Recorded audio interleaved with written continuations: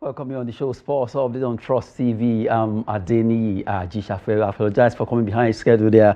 Quickly, we run through some updates for you in the world of sport as we speak right now. Kano Pillars and Enyimba International are locking arms over there at the Sani Abacha Stadium in Kano. Well, so far it's still 1-0 in favor of Kano Pillars. Looking at that first story there, that's the update. Kano Pillars versus Enyimba update. 1-0 in favor of Kano Pillars, scored by Adam in the 26th minute of this particular game. So far, the game is now about 77 minutes of play. So, still Kano Pillars leading by a lone goal. Just to give you updates concerning that particular story. From that story, we go straight to the second one that has to do with NNL. Nigeria National League nullifies two teams. Talking about Rover FC. Rover FC petition fines Abakaliki FC 1 million naira for the fact that for interference rather, looking at what they did. Well, after the game they actually featured themselves. Rovers FC petition NNL concerning ineligible player and also fine Abakaliki. Looking at the verdict coming from NNL now, NNL actually looking at the verdict they proclaim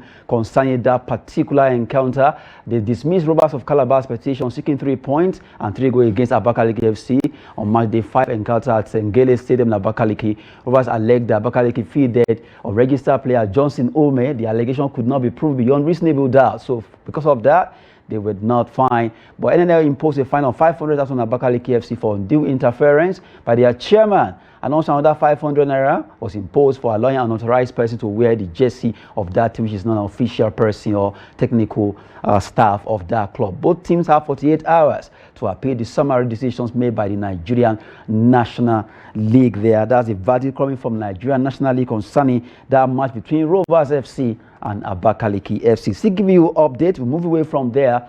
Let's talk about Nigeria as a country, because right now as we speak, the NSC, National Sports Commission Chairman, Shehu Diko, has actually come up with that particular story that Nigeria could be bidding, Nigeria considering a bid for 2031 African Games, coming from the chairman of the National Sports Commission as he traveled to Gambia to at least attend the African Inter-Ministerial Conference on Sport.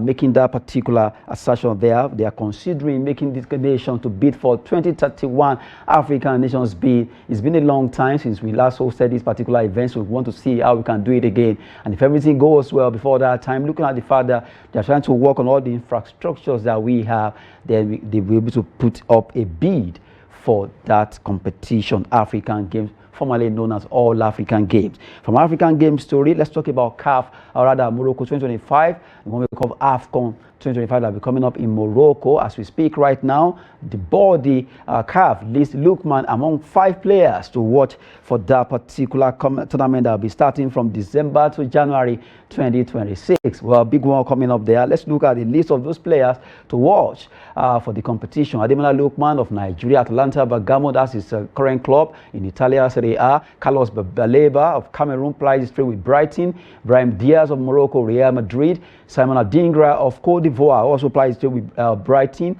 And Rowan Williams, the South African goalkeeper, also plays straight with Mamelodi Sundowns. Although this is just their own idea, but anything can happen. You can see a lot of players forthcoming in that competition. But as it is, these are the players to watch for Morocco 2025. See, looking at event that actually occur today, looking at the update giving you there, let's quickly dash to Australia, where the finalists have actually emerged in the women's version of Australia Open. Australia Open, Sabalenka beat friend Badosa. Paula Badosa fought hard against Sabalenka, but she could not. She lost that game 6-4, 6-2 to Arina Sabalenka, while Madison Keys turned Swiatek. Iga Swiatek was actually the favorite to win that encounter, but Madison Keys from the US defeated her in that game 5-7, 6-1, 6-2 to actually lift to qualify rather for the final of the Women's Open. Australia Open taking place over there in Melbourne.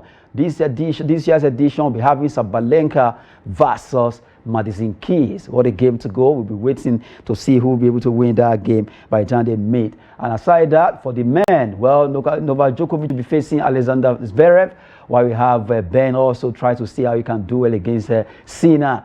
Yannick Sinner will also be fighting for a place, trying to see how he can do well when it comes to the sports of tennis. just to give you updates concerning that particular tennis. Away from tennis, we quickly look at UEFA Europa League fixtures for tonight. Matches will be up there where different clubs will be trying to see how they can get points in their different fixtures. Looking at all the teams that will be playing tonight, about all the games, AZ Alkmaar will be hosting AS Roma. A big match there. Bodo Glimt of Norway at home against Maccabi Tel Aviv from Israel. Fenerbahce will be hosting Olympique Lyon, where you have Jose Mourinho there at the touchline. Offenham versus Tottenham Hotspur. Gift Orban will not be able to play this because right now he will be cup shy of this because of the fact that he has actually featured for Olympique Lyon. Malmo versus Twente. Porto will be at home against Olympiacos Piraeus. Karabakh of Azerbaijan will be hosting FCSB, while Anderlecht visit Victoria Pleasant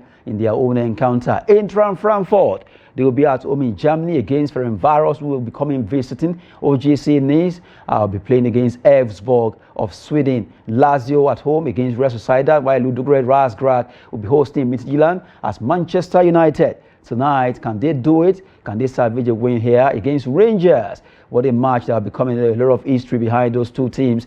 PAOK Salonika will be hosting Slavia Prague, while Rigas FS will be hosting Ajax Amsterdam of Netherlands there. While Union St. Louis will be at home against Sporting Braga, looking at the games that will be coming up in the UEFA Europa. All these matches are all for grabs, where all the teams will be looking for points. You know, it's UEFA new format. And the new format will actually have first 8 qualifying for the knockout round of 16.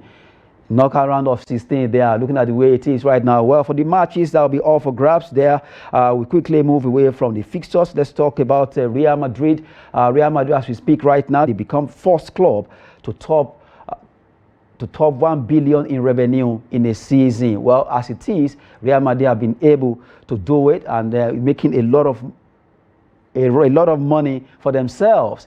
Congrats to Real Madrid there. Let's look at the top 10 teams when it comes to revenue so far they have made. Real Madrid for the men, top 10 men club in the world. Total revenue for 2023-2024. Not this season anyway. The season that ended. We look at Real Madrid were able to become, or rather, yes, they become the first team in history to pass the mark of 1 billion euro, having extra 45.5 million to pass that particular mark. Now they earn 1.045.5 billion last season there. Good one for them. Manchester City second there with 837.8 million euros. PSG 805.9. Also looking at Manchester United as standing fourth, 717.6 million euros. And Bayern Munich in that pecking order.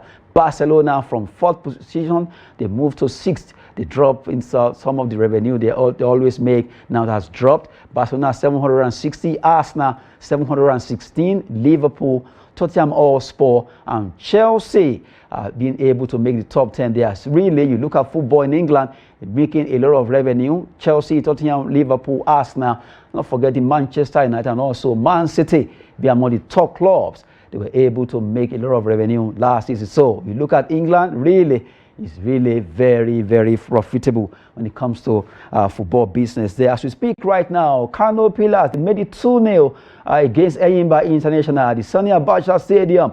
2-0 in favor of the same Executive boys, and really their fans are really very boisterous right now, celebrating the team who has done well by being able to win that particular, or rather to lead in this encounter. Well, it's still ongoing anyway. It is 6 minutes thereabout, and it's 2-0 in favor of Kano Pillars. All right, now let's go back to the update we're giving you. We're talking about Real Madrid being able to top all the teams across the globe as the most profitable club in 2023-24 season, getting over the 1 billion earmark, getting 1.45, and that's a big one for Real Madrid. Now let's look at the top 5 women club who also did well. We have Barcelona Femenino. What the men couldn't do, at least the women are doing it. 18 million euro, though slightly ahead of Arsenal women, who also gathered 18 million euro for last season. You have Chelsea women's 13 million euro, Manchester United women 11 million, and you have Real Madrid Femenino having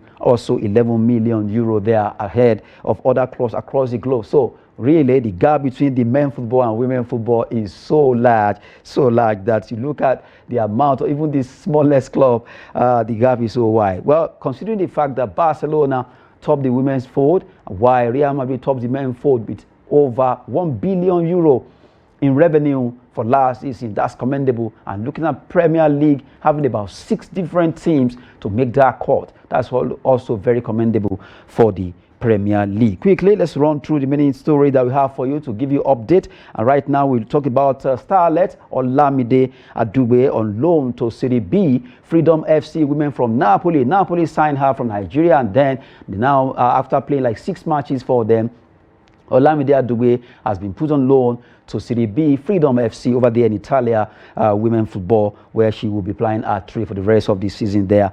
From that particular story, let's talk about another player of Nigerian origin, talking about Blessing Uko, Super Falcon striker. Blessing Uko right now, she has moved away to join another club. Blessing Uko joined Spanish Iberdrola team, that's Side Deportivo Abanca.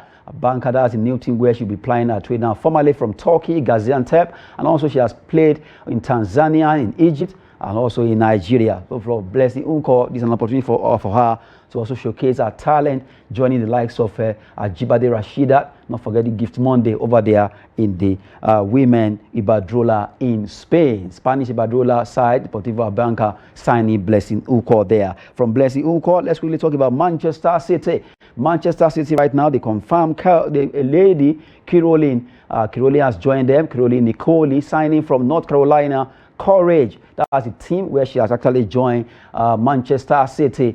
Caroline Nicoli will be giving them all it takes as a woman footballer to add more spice to Manchester City from North Carolina, Corey over there from the NWSL. That's a plus for that team. They're really going to get a lot of players this season. From there, we talk about another Man City signing, but this time around, a young player. His name is Mamouche Omar. City signs Egypt forward Omar Mamouche from Eintracht Frankfurt for €59 million. That's a lot of money right now, about 59 million pounds, about nearly 70 million euros coming there for this Egyptian striker who actually joined them from Eintracht Frankfurt of Germany. And hopefully, according to him, he's so happy that he got this particular deal done. And now is to focus to begin to score more goals for Manchester City. Looking at Manchester City, so far they've been able to sign about 3 players this season.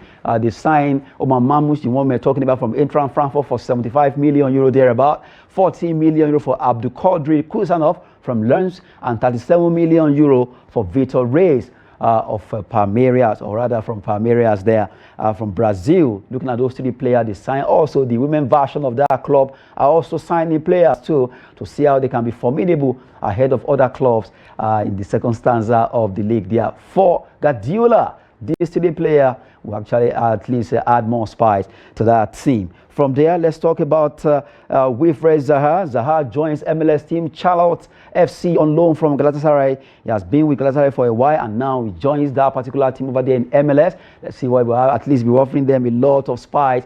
Wilfred Zaha, fantastic player when it comes to striker, and he has done well with Manchester and Crystal Palace especially. Now he'll be joining them over there in the Major League Soccer. Bayer Leverkusen set €50 million euro price tag on our own Victor Boniface. That is next story. We're giving you the update right now. Victor Boniface is being a subject of discussion that has to do with a particular club from Saudi Arabia showing interest to buy Victor Boniface, and the club say, well, he's not a player that is unsellable, he is sellable, and now the price tag is €50 million on Victor Boniface. And also other clubs from Premier League, about 2-3 clubs are showing interest, alongside the unnamed Saudi Arabian team who are ready to at least splash the cash for their their target rather. Talking about Victor Boniface there as it is right now. Boniface has been able at least scoring about 6 goals this season, and really has done it for himself when it comes to playing for Bayer Leverkusen. Can he do it?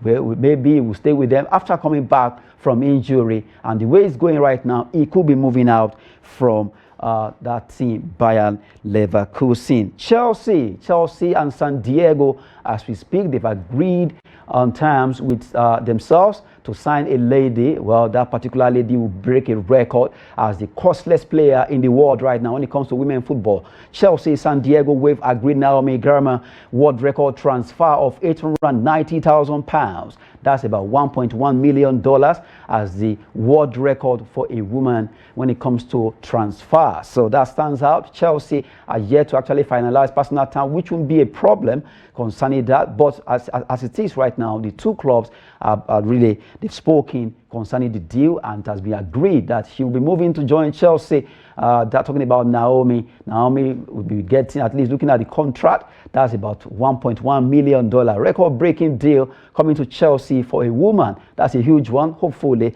she will be able to add more spice to the kitty of Chelsea. Talking about transfer gossip that we have for you there right now, we move away and they take the last one on the log. Mike Emenalo's son, his name is London Emenalo, has signed for Chelsea. The young lad under 18 team of under 18 of Chelsea right now has been able to at least secure a professional contract with Chelsea.